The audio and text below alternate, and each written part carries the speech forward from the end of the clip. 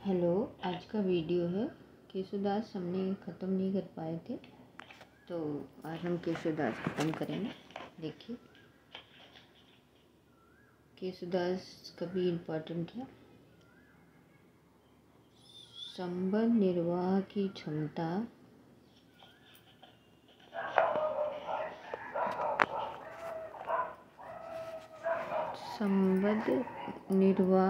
क्षमता केशव में न था कि रामचंद्र का अलग अलग लिखे हुए वर्णन का संग्रह सी जान पड़ती है।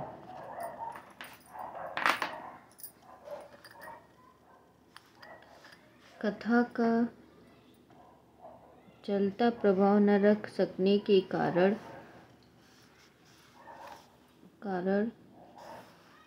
वे वर्णन ही उन्हें बोलने वाले पात्रों के नाम नाटकों के अनुकरण पर पदों से अलग सूचित करने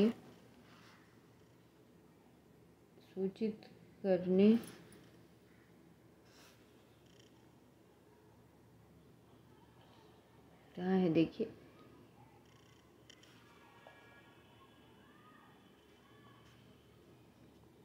कथा का चलता अलग अलग लिखे हुए वर्णन संग्रह सी जान पड़ती थी। कथा का चलता प्रभाव न रख सकने के कारण ही इन्हें बोलने वाले पात्रों के नाम नाटकों के अनुकरण पर पदों से अलग सूचित करने पड़े हैं। दूसरी बात भी केसों में कम पाई जाती है। रामायण की कथा का केशव के हृदय पर कोई विशेष प्रभाव रहा हो यह बात नहीं पाई जाती। उन्हें एक बड़ा प्रबंध काव्य भी लिखने की इच्छा हुई और उन्होंने इसके लिए राम की कथा ले ली।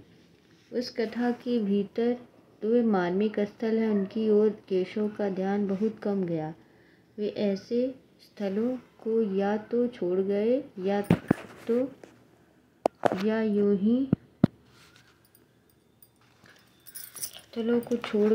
यूं ही इतवृत्ति मात कहकर चलता कर दिया। राम आदि को वन की ओर जाते देख मार्ग में पड़ने वाले लोगों के कुछ कहराया भी तो यह कि किधा मुनिशाप हत, किधो ब्रह्मदोष रत, किधो को ठग हो।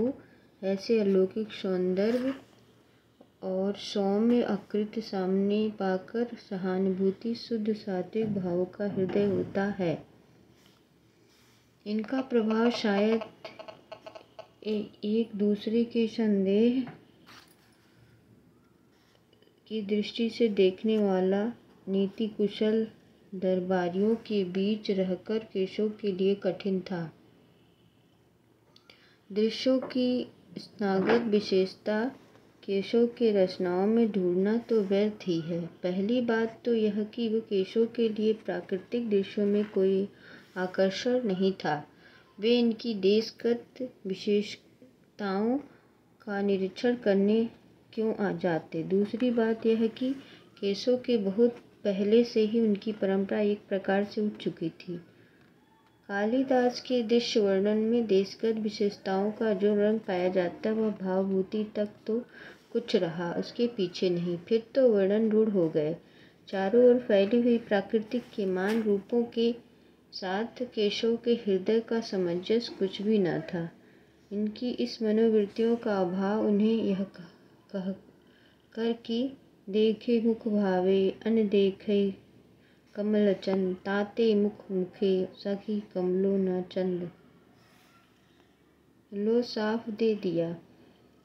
ऐसे व्यक्ति से प्राकृतिक दृश्य के सच्चे वर्णन की भला क्या आशा की जा सकती है। पंचवटी, प्रवसण गिरी ऐसे रमणीय स्थलों में शब्द साम्य के आधार पर श्लेष के एक भद्दे खिलवाड़ के अतिरिक्त और कुछ न मिलेगा।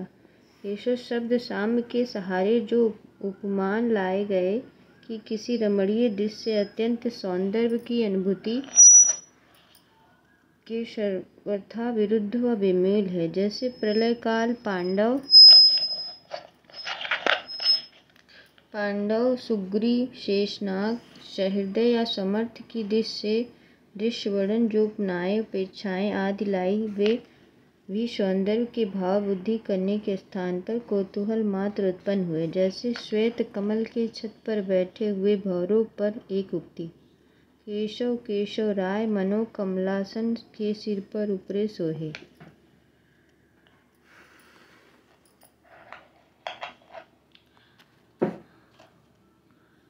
पर कहीं कहीं रमणीय और उपयुक्त उपमान भी मिलते हैं, जैसे जनकपुर के सौंदर्य वर्णन में, जिससे काल्पनिक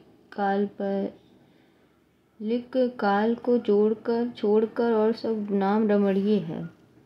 सारांश यह है कि प्रबंध काव्य रचना के योग न तो केशों में अनुभूति ही थी न शक्ति।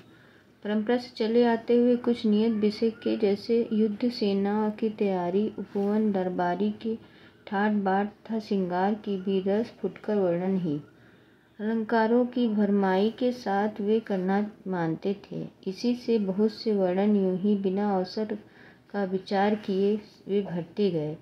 वे वर्णन के लिए करते थे, न कि प्रशंसा या अवसर की अपेक्षा से। कहीं कहीं तो उन्हें उचित अनुचित की परवाह नहीं की, जैसे भरत के चित्रकूट यात्रा के प्रसंग में सेना की तैयारी और तड़क भड़क का वर्णन। अनेक प्रकार के रूखे सूखे उपदेश भी बीच बीच में रखना वे नहीं भूलते थे।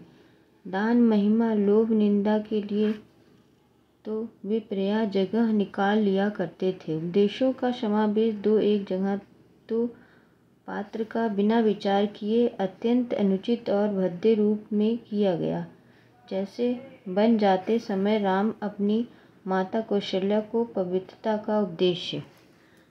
रामचंद्रिका के लंबे चौड़े वर्णन को देखने से स्पष्ट लक्षित होता है कि केशव की दृष्टि जीवन के गंभीर मानविक पक्ष पर न थी। उनका मन राशि, ठाट बाट, तैयारी, नगरों की सजावट, चहल पहल आदि के वर्णन से ही विशेष लगता था। केशव की रचना सबसे अधिक विकृत और अरुचिकर करने वाली वस्तु अलंकारिक चमत्कार की प्रवृत्ति, जिसके कारण न तो भावों को प्रकृत व्यंजना की जगह बचती थी, न सच्चे हृदयग्राही वस्तु वर्णन के लिए। पर दोष, वाक्य दोष आदि तो बिना प्रयास जगह जगह मिल सकते थे। कहीं कहीं उपमान में बहुत हीन और बेमेल है, जैसे राम की वियोग दशा के वर्णन में यह वाक्य, बशर की संपत्ति उल्लुक जो न चितवन। रामचंद्रिका में केशव को सबसे अधिक सफलता हुई संवादों में। इन संवादों में पात्रों के अनुकूल क्रोध, उत्साह आदि की व्यंजना भी सुंदर है, जैसे लक्षण राम परशुराम संवाद तक, लवकुश के प्रसंग के संवाद तथा वारपटुका के राजनीतिक दावपेच, आभास की प्रभावपूर्ण उनका रावण अंगद तुलसी के संवाद में कहाँ अधिक उपयुक्त और सुंदर। रामचंद्रिका और कवि प्रिया दोनों का रचना काल कवि ने 1658 में दिया। केशव के कौन से हैं? रामचंद्रिका और कवि प्रिया किस सन में हुआ? 1658 में, संबत 1658। केशव मास में अंतर है, खाली रामचंद्रिका और कवि प्रिया में एक मास, केवल मास का अंतर है, बाकी संबत वही है। रसिक प्रिया संबत 1648 की रचना पौढ़ है। उदाहरणों की चतुराई और कल्पना से काम लिया गया और पद विन्यास भी अच्छे। उन उदाहरणों के वांग्वेद साथ साथ सरसता और बहुत कुछ पाई जाती है। विज्ञान गीता संस्कृत के प्रबंध चंद्रोद नाटक के ढंग की पुस्तक है। रतन बावनी इंद्रजीत के बड़े भाई रत्न सिंह की वीरता का 56 में वर्णन है। यह वीर रस का अच्छा काव्य है। केशव की रचना में सुर, तुलसी आदि की सरसता और तन्मयता चाहे ना हो, पर वह काव्यांग का विस्तृत परिचय कर उन्होंने आगे के लिए मार्ग खोला। कहते हैं वे रसिक जीव थे। एक दिन बूढ़े होने पर किसी कुएं पर बैठे थे। वहां स्त्रियों ने बाबा कहकर संबोधन किया। इस पर इनके मुँह से यह दोहा निकला। केशव कृष्णी अस्करी बेहूज न करही, चंद वदन मृगनोचनी, बाबा कही कही जही। केशव की रचना के कुछ उदाहरण नीचे दिए जाते हैं। जो हो कहो रहिए तो प्रभुता प्रकट होई है, चलन कहो तो हित हानि नहीं हृदनो, भाव सो कहो सो उदास भाव प्रनाथ, साथ ले चलहु कैसे लोक लाज बहनो।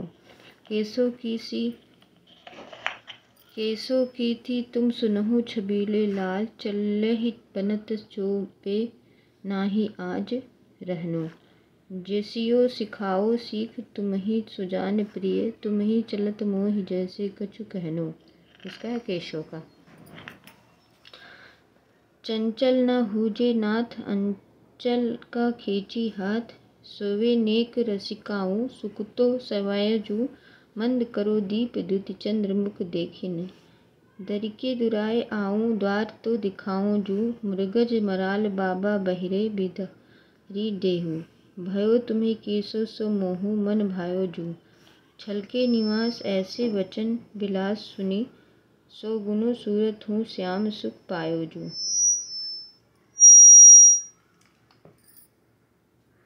केटब सो नरकासुर, सो पल में मधुर सो जिन मार्यो, लोक सुदर्श रक्षक केशव, पूरन वेद पुराण विचार्यो। श्री कमल कुंज कुमकुम मंडल, पंडित देव अदेव निहार्यो, सो कर मांगन की बलि में, करता के करतार प्रसार्यो। रामचंद्रिका से ही पद है। करुणागत अति प्राण पद्मनि, प्राणनाथ भव, मनहु केशव को नंद को प्रेमय। परिपूरन सिंदूरपुर, कैधो मंगल घाट, कीधो सखी छत मड़्यो, मालिन मखुर पाट। के सोनिकलिक कपाले हकिल कपलिक काल को, यह ललित लल केधो ललस लसत दिग्भमनी के भाल को। विधि के समान विमानीकृत राजहंस, विविध विबुध युत मेरु में अंचल है। दीपत अति सतो दीप देखियन, दूसरी दिलीप सो सुदक्षिण को बल है। सागर उजागर सो बहुबंदनी को पाद, छान दान प्रिय केधो सूरज अमन है। सब विधि समरथ राजे राज दशरथ, भागीरथ पथगामी, गंगा कैसे जल है। मूलन ही की जहाँ अधोगति, केशव गइये होम हुतासन धूप नगर, एके मिलका नहिये। दुर्गति दुर्गन ही तो कुटिलति, सरितन ही में, श्री फल में अभिलाषा प्रकट, कवि वचन के जी में। कुंतन ललित नीर भुक्ति धनुष नयन, कुमुद कठाच बाण सबल सदाई है। सुग्री सहित तार अंगदी भूषण, मध्य देश केशनी के जंगति भाई है। विग्रह अनुकूल सब लक्ष्य रिच बल, रिचराज मुखी मुख केशवदास गाई है। रामचंद्र जू की जम्मू, राजश्री विभीषण की, रावण की मिज्जू दर किच चली आई है। पढ़ो बिरंचित मौन बेर, जीव सोई छाड़ी रे, कुबेर बेर की कही ना जच भीर माड़ी रे।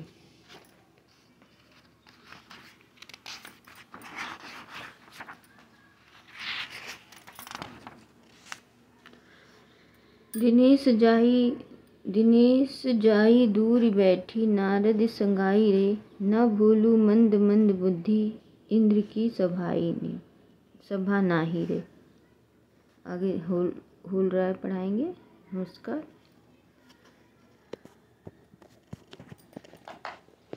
ये देखिए पूरी